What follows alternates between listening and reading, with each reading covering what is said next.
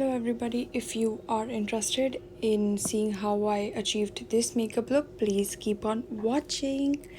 So we will start off by applying a concealer all over my lids because this will act as my eyeshadow base.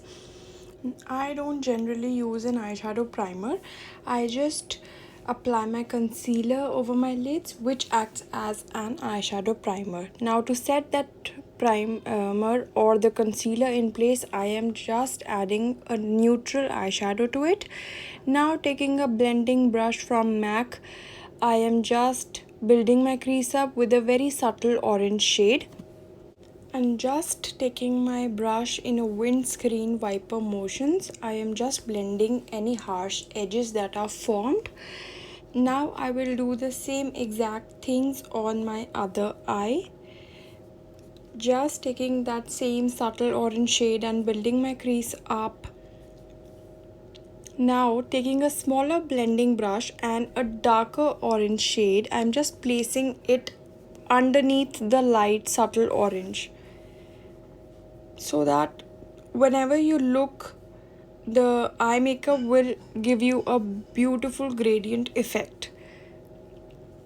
The darkest shade, then the lighter, then the lightest. So yeah, that is what I'm trying to build here. First I've placed the very less pigmented orange. After that I have placed very bright orange, and then I will be placing a very neon pink, so that the whole eye look gives a very gradient effect when you see it. So I'm just blending both of the colors together, and because they are of same family shade family, they will blend in very beautifully, and you don't even need a transition shade to blend both of these together. You need a transition shade when you are blending colors from two different families. You are getting my point? If you have to blend a black with golden, then you need a transition shade, maybe a brown color in between two shades. But if you are blending a lighter orange and a darker orange, you don't need a transition in between. You just saw me placing a very poppy neon pink or neon coral color over my lids, and this was a very beautiful shade and it completely matches my dress. So I've just placed it over my lids, now blending any harsh edge that are formed with a very small blending brush that is from PAC Cosmetics.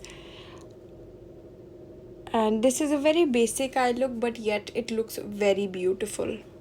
And in no way you have to create this look by using just 3 of these shades which I have shown. You can use any color. Just keep in mind they all should blend together very beautifully, and they all should look together. They all should look good together.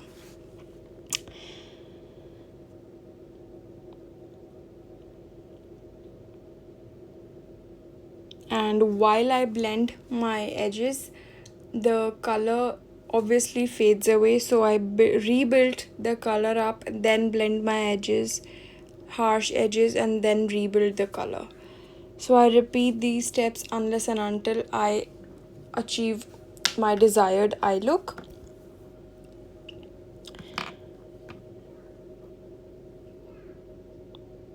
Yeah, that is the almost final result. Just one last blending. Now I am applying my facial oil. I had already moisturized my face earlier, but because the eye look took a little longer time, my face was all dried up. So I applied little oil just so that my foundation can blend in beautifully and smoothly. Now applying my foundation, and you know the drill by now. If you have been following me for a while, you know how I do my foundations. And these foundations are from Krylon Cosmetics. This is from the Derma range, and it's a camouflage foundation. It covers every little scar that you have on your face or mark that you have on your face very beautifully, and it gives a very dewy effect, and it is great for people who want full coverage. I apply my foundation with my finger, which are clean and washed. Now blending the foundation with my beauty sponge and then setting it up with my makeup setting spray. Now blending one last time.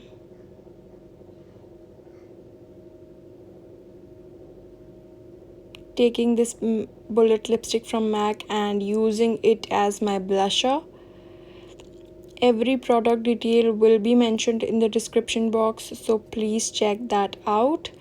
Now blending the blusher with my blending sponge because this liquid the bullet lipsticks are a little too harsh, but once you blend it, it gives a very natural effect, and I prefer these over the powder blushes. Now applying my liner, and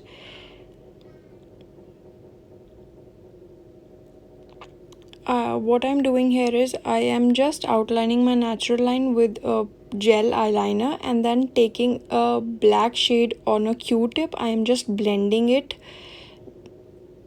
I just wanted it to give a very smoked out effect, and I just don't want it to be very harsh and smooth. Because I was not creating a wing, I just wanted a very blurry but yet prominent eyeliner look. Doing the same with my next eye.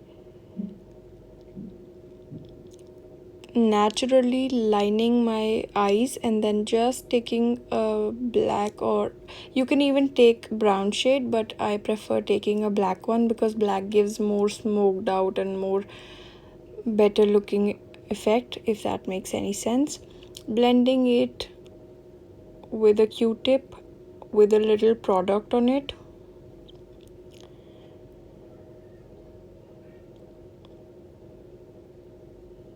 Yeah, so I have achieved what I wanted, and